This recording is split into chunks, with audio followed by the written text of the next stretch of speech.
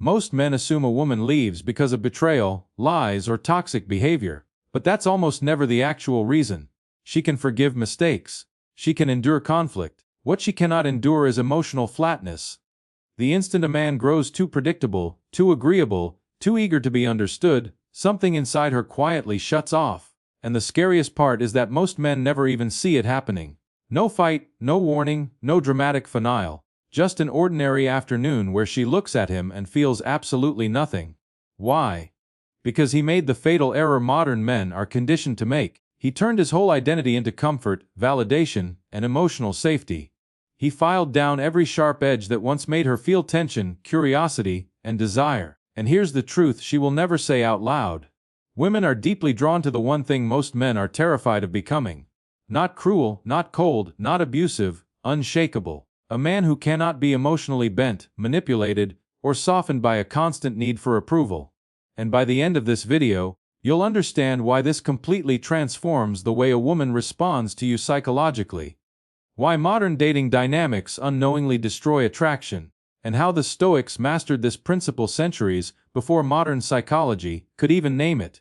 There's an ancient Greek word the modern world quietly buried, because if men truly grasped it, the entire dating landscape would shift overnight. Parrhesia. The Stoics were fixated on it, not because it sounded intellectual, but because it was potent. It meant fearless truth.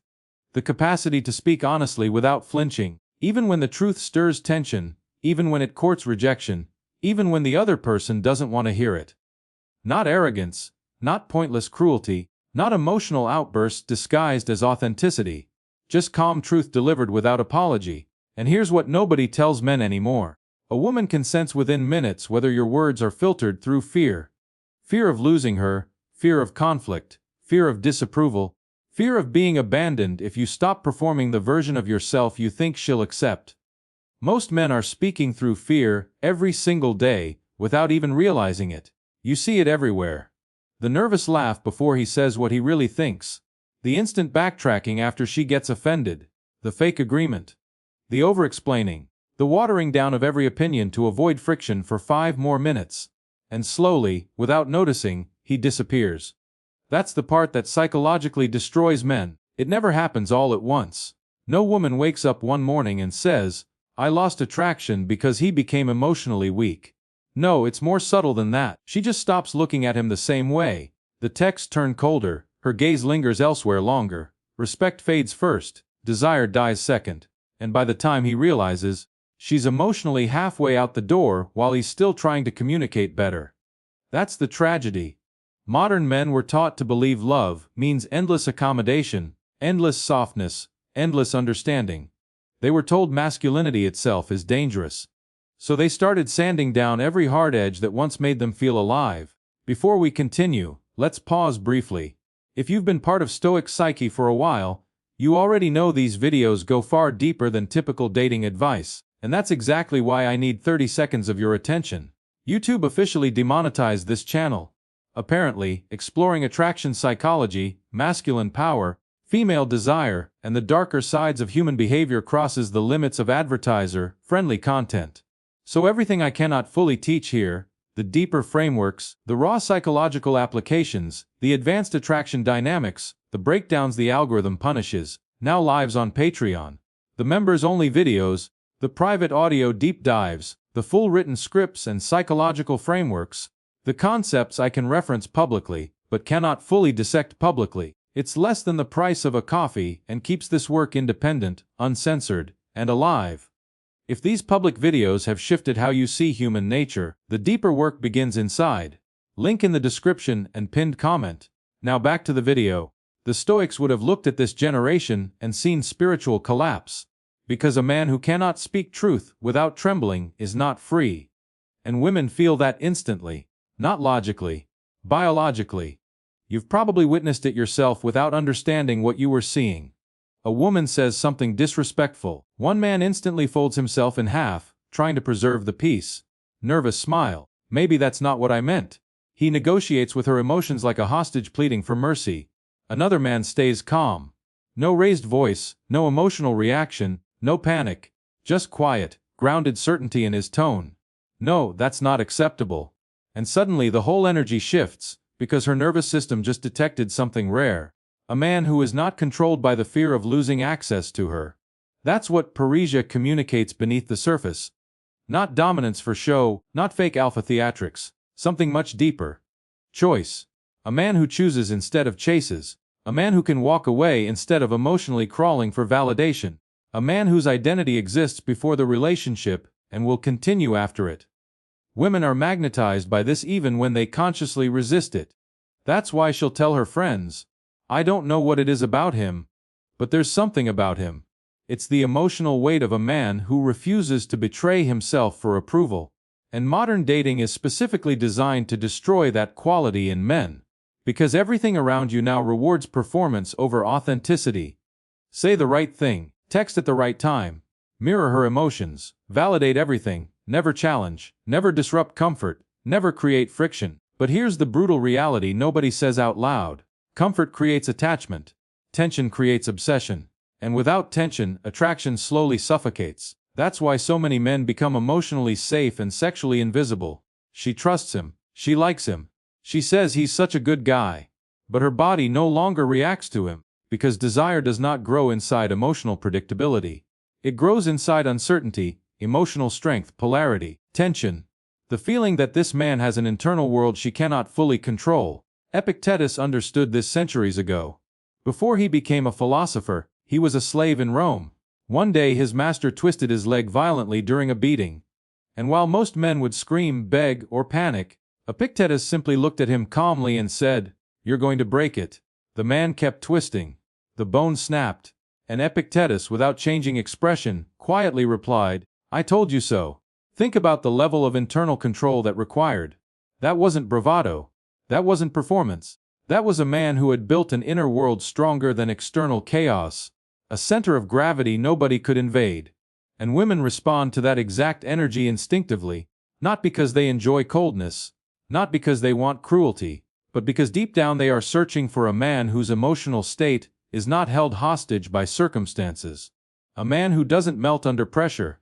A man who doesn't collapse emotionally the second tension enters the room. A man whose identity survives conflict. This is why women test men constantly, even unconsciously.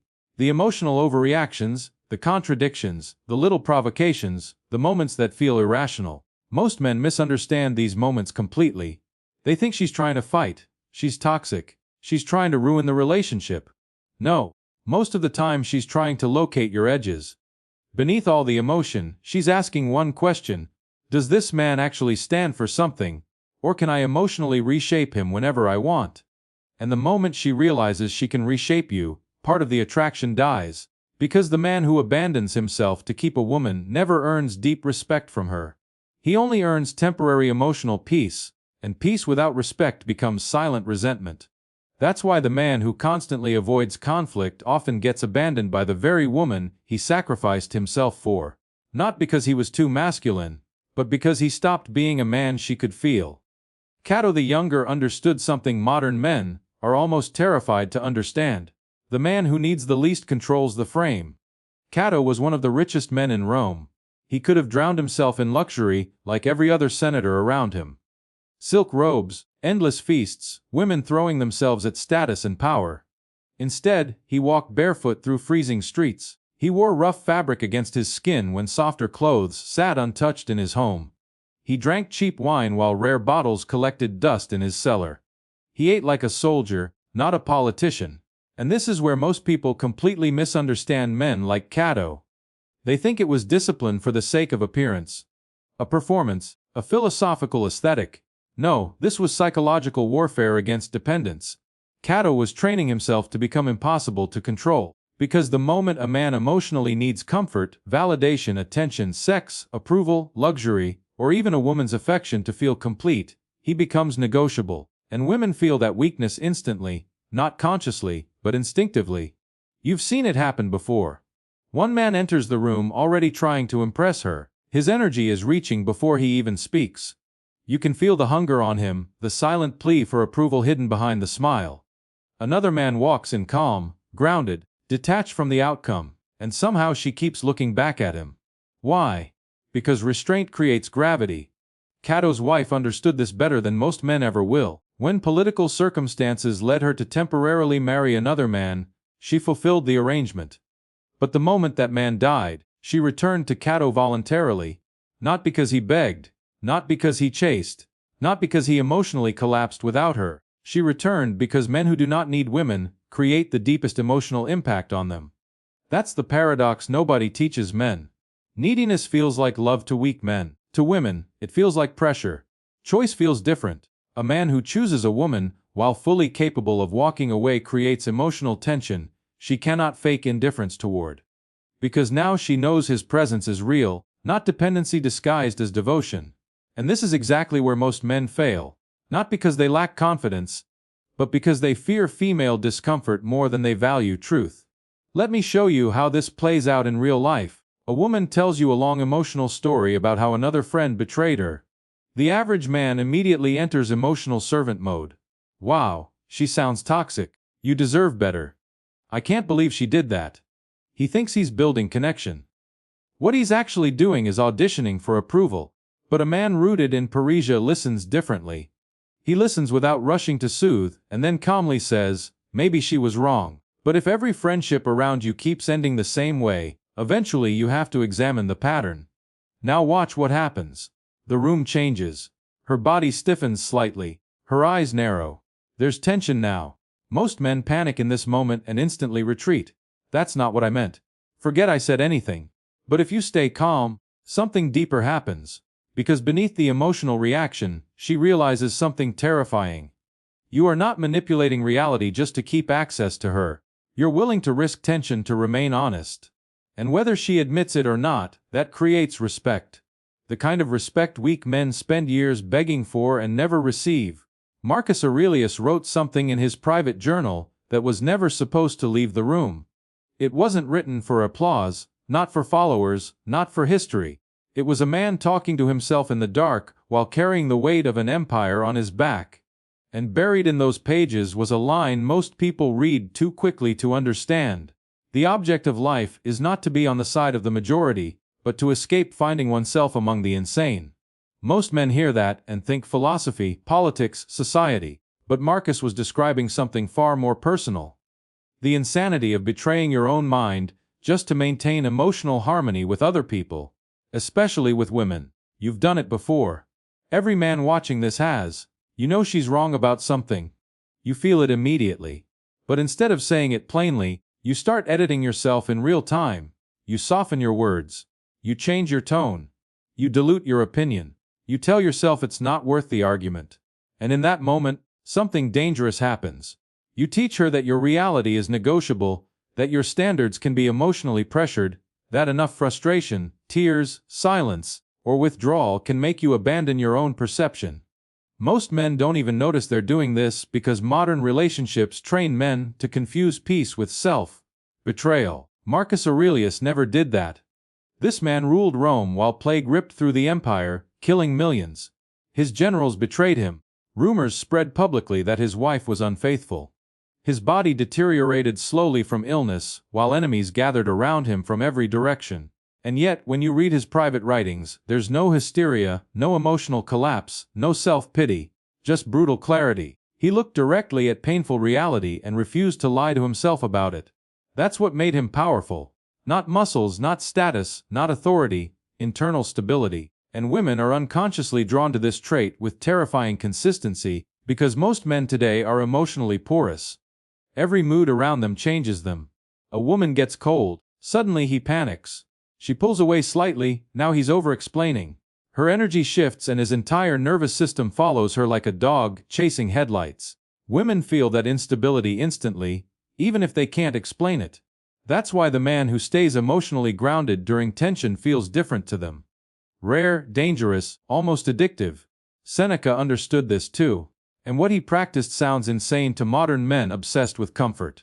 Several nights every month, despite being one of the wealthiest men in Rome, Seneca would intentionally sleep on hard stone floors.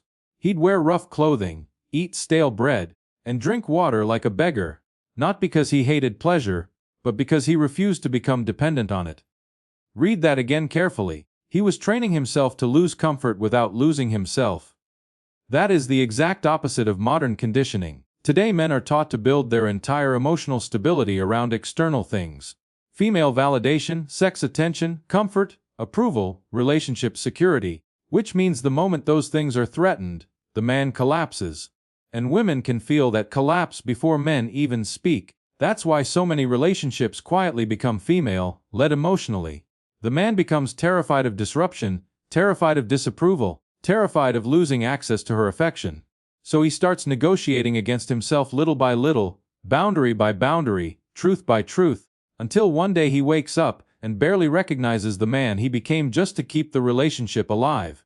Seneca refused that fate, because a man who has rehearsed discomfort becomes extremely difficult to control. And this changes everything in relationships. You see it most clearly during conflict. She escalates emotionally, pushes harder, tests the boundary. Most men choose one of two weak reactions. They either explode emotionally to regain control or submit emotionally to avoid losing her. But the dangerous man does neither. He stays calm, no raised voice, no emotional pleading, no panic, just quiet certainty. I understand you're upset. My answer is still no. That's it. And if you've ever done this properly, you know exactly what happens next. The room changes, because in that moment, she finally encounters something solid. Not aggression, not coldness, not cruelty. A man whose reality does not bend under emotional pressure.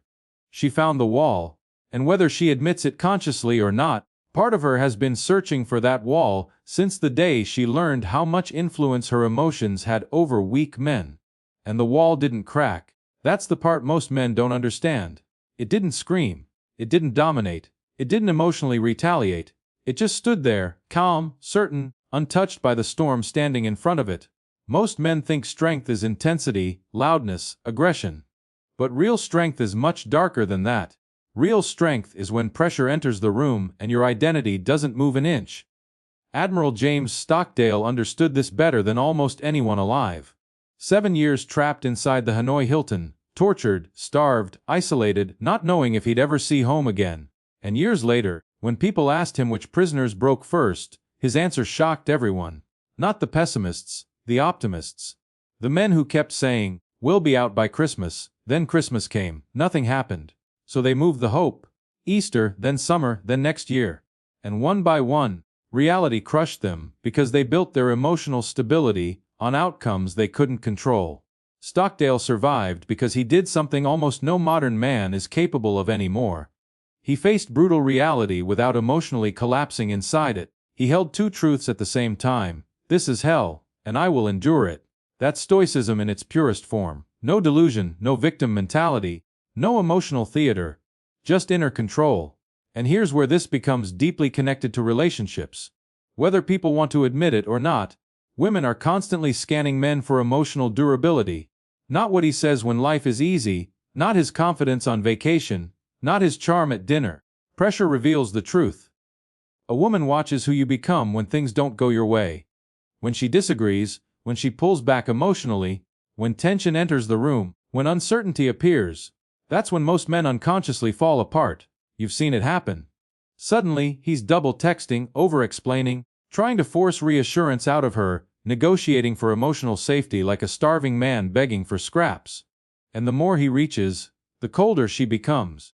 Because women do not feel safe with emotionally fragile men. Stockdale's wife once said the thing that kept her anchored through those 7 years wasn't hope. It was certainty. The certainty that her husband would not break. Think about how powerful that is. Not that he would win. Not that life would be fair. Not even that he would come home. Just that pressure would not destroy his core. That is what women crave in men far more than romance. A stable center. A man whose emotional state is not constantly leaking, reacting, collapsing, panicking, seeking validation. And this is why women test men even when they love them.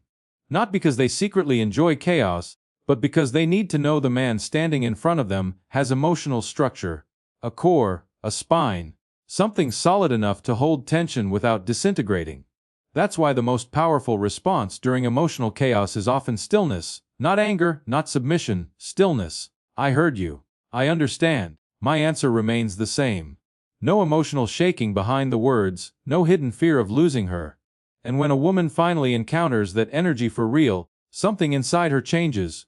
You can literally see it. Her breathing slows, her posture softens, the constant resistance fades for a moment, because paradoxically, a woman cannot fully relax into a man she can emotionally control. She can only truly soften around a man who remains grounded while she loses composure. That grounded masculine presence becomes the container, and inside that container, her femininity finally feels safe enough to emerge without defense. This is what modern dating advice completely misses. Strength is not controlling her. Strength is controlling yourself so deeply that nobody can emotionally hijack your center. There's one final layer to all of this, and honestly, this is the part most men will hear but never truly live. Because this is where the performance ends. You must become willing to lose her. Not as manipulation, not as some fake alpha male tactic, not as reverse psychology. For real, deep inside yourself, you must make peace with the possibility that she could leave and your identity would still remain intact. Most men never reach this point. That's why they become emotionally owned without realizing it. You can always tell when a man is terrified of losing a woman. His entire personality starts bending around her moods. He edits himself constantly, watches his tone too carefully, swallows disrespect he knows he should address, laughs at things that bother him, pretends not to notice changes in behavior, because confronting reality feels riskier than lying to himself. And the woman feels it. She feels the fear underneath the performance. Marcus Aurelius understood something modern men desperately avoid. Everything can leave: your status, your health, your money, your relationships, even the people you love most. He meditated on loss constantly. Not because he was negative, but because he understood a brutal truth. The man who has already faced loss mentally becomes almost impossible to manipulate emotionally, because fear loses its leverage over him. And fear of abandonment is what controls most men in relationships. That's the hidden engine behind male weakness. Not lack of masculinity, not lack of confidence. Fear. Fear she'll leave. Fear she'll replace him. Fear he won't find another woman. Fear of being alone with himself. So he negotiates against his own soul just to keep her. And slowly she stops respecting him, because women can sense when a man's entire emotional stability depends on keeping them around.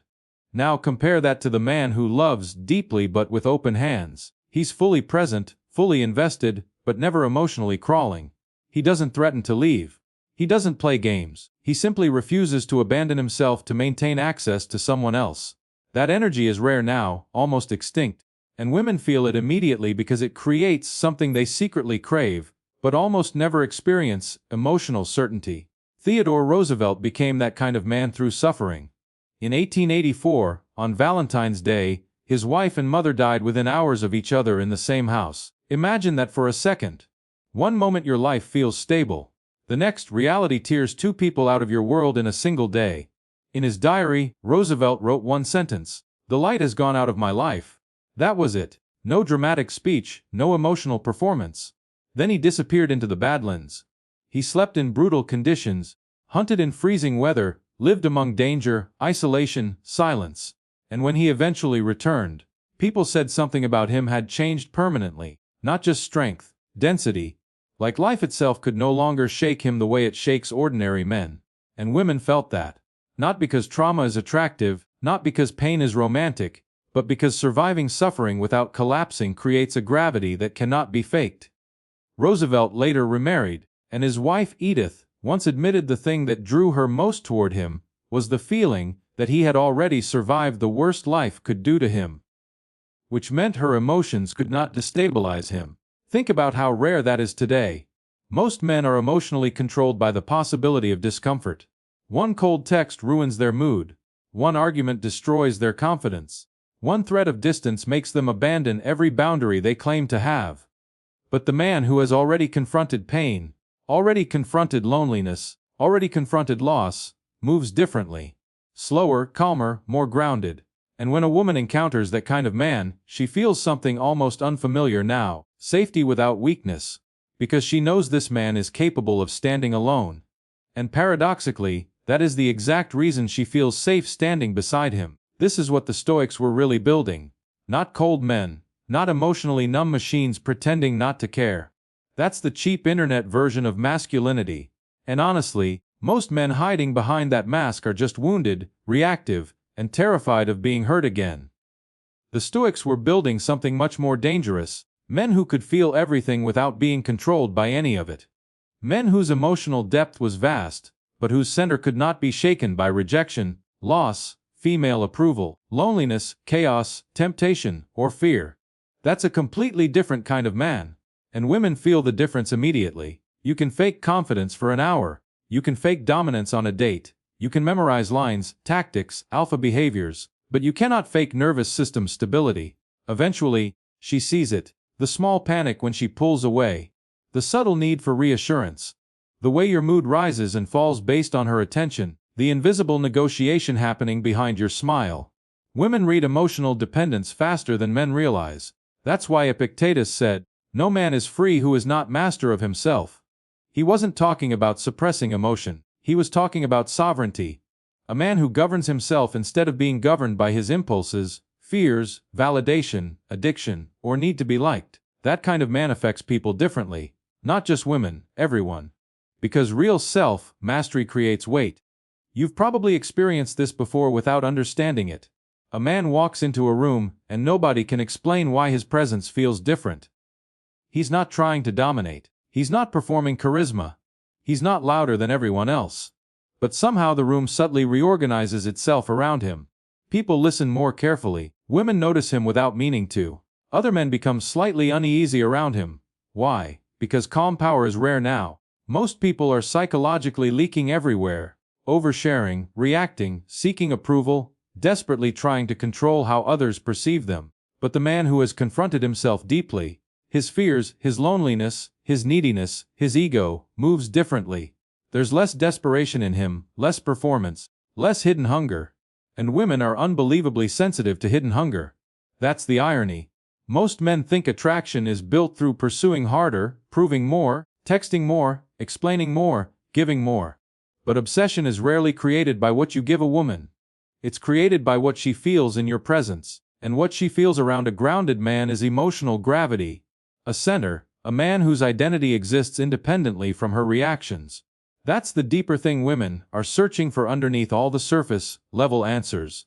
She'll say she wants a kind man, a good communicator, someone emotionally available, someone who makes her feel safe, and she means it. But underneath those words is something older, more primal, something she usually cannot explain even to herself.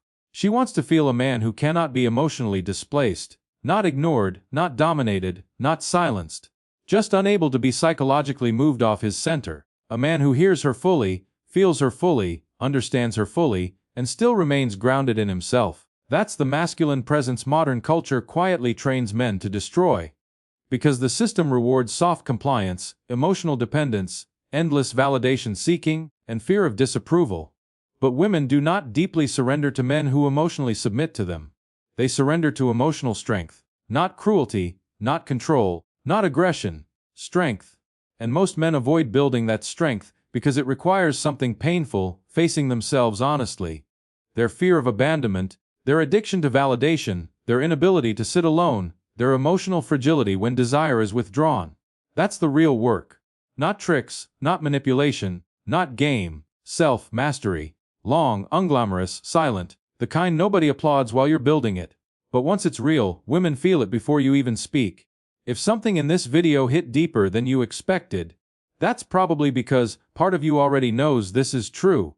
You've seen weak men get abandoned after giving everything. You've seen emotionally grounded men attract respect without chasing it. And maybe, if you're honest, you've seen both versions inside yourself too. This channel exists for men who are done lying to themselves. Not men chasing cheap tactics, but men building an unshakable core. If what you just absorbed shifted something inside your perception, understand this. What you see on YouTube is only the surface layer of Stoic psyche.